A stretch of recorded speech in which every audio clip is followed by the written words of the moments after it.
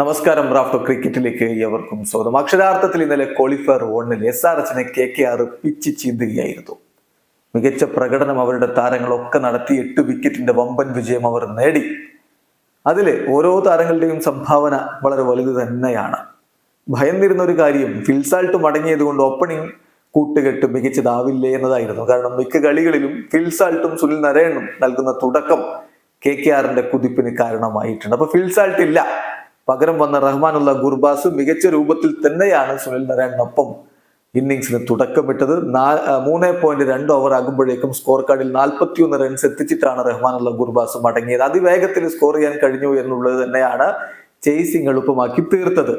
14 പന്തുകൾ നേരിട്ട ഗുർബാസ് 2 4ഉം 2 6ഉം അടക്കം 23 റൺസാണ് എടുത്തത്. 164.29 സ്ട്രൈക്ക് റേറ്റിലാണ് അദ്ദേഹം കളിച്ചത്. ഫിൽസാൾട്ടാണ് ഈ സീസണിൽ ഉടനീളം അവർക്ക് വേണ്ടി സുനിൽ നരേനൊപ്പം ഓപ്പൺ ചെയ്തിരുന്നത്. അദ്ദേഹം ദേശീയ ടീമിന്റെ ഡ്യൂട്ടിക്കായിട്ട് ഇംഗ്ലണ്ടിലേക്ക് മടങ്ങിപ്പോയപ്പോൾ റഹ്മാനുള്ള ഗുർബാസ് വീണ്ടും കളിക്കാൻ ഇറങ്ങുകയായിരുന്നു. ഇപ്പം അതിന് പിന്നിൽ ചില കാര്യങ്ങളുണ്ട്, അത് തുറന്നു പറഞ്ഞിരിക്കുന്നു റഹ്മാനുള്ള ഗുർബാസ്. വിസ്ഡനാണ് ഈ കാര്യം റിപ്പോർട്ട് ചെയ്യുന്നത്. അവരുടെ റിപ്പോർട്ടർ സാറ വാരിസ് ആണ് ഈ കാര്യം റിപ്പോർട്ട് ചെയ്യുന്നത്. അതിൽ അദ്ദേഹം പറയുന്നത്, എൻ്റെ അമ്മ ഇപ്പോഴും അസുഖബാധിതയായി കിടപ്പാണ്.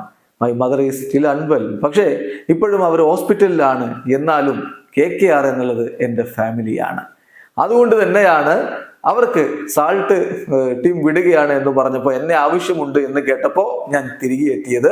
KKR എൻ്റെ ഫാമിലിയാണ് എന്നാണ് ഇപ്പോൾ റഹ്മാനുള്ള ഗുർബാസ് പറഞ്ഞിരിക്കുന്നത്. ഈ ഒരു ബോണ്ട്, ടീമിലുള്ള ഈ ഒരു ബോണ്ട് വളരെ പ്രധാനപ്പെട്ടതാണ്. ടീമിനോട് താരങ്ങൾ കാണിക്കുന്ന ഈ ഒരു ആത്മാർത്ഥത തീർച്ചയായിട്ടും ഒരു ചാമ്പ്യൻ ടീമിനെ ഉണ്ടാക്കുന്നതിൽ പ്രധാനപ്പെട്ട ചേരുവയാണ്. ഇവിടെ അവസാനിക്കുന്നു. ക്രിക്കറ്റ് ലോകത്തെ കുടുംബ വിശേഷങ്ങളുമായി റാഫ്റ്റോ എത്താം.